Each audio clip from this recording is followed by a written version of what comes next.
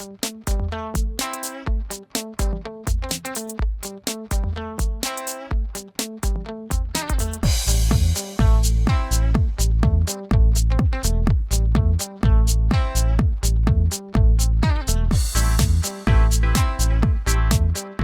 sta hier op het fashion event, de modeshow, om het in eenvoudig Nederlands te zeggen, van Breskens. Ik sta hier naast Evelien en Ilonka.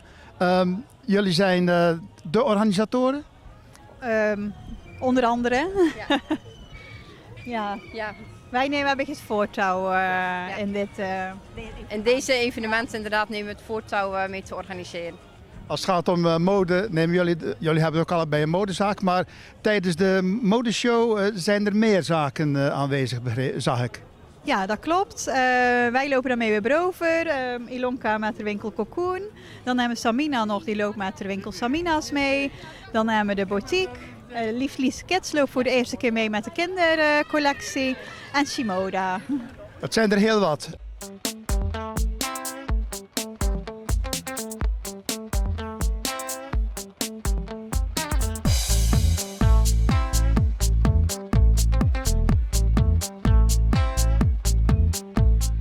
De nieuwe trend. Het gaat om de herfst- en wintermode. Een andere keer in het jaar doen jullie ook nog de voorjaars- en zomermode, maar dat is nog een halfjaartje wachten. De wintermode, wat is de nieuwe trend? De kleuren die je vooral heel veel ziet is deze winter is bordeaux en donkerbruin. Je ziet het eigenlijk bij alle winkels zie je het terug. De wijde broek is echt wel iets waar je nog heel veel ziet. In de mode zeggen wel dat de smalle broek terugkomt, maar toch is dat nog niet. Ik denk ook dat de consument er nog niet aan toe is aan de smalle broek. Een fantastische modeshow door jullie georganiseerd, maar er is op dit moment veel meer te doen in Breskens.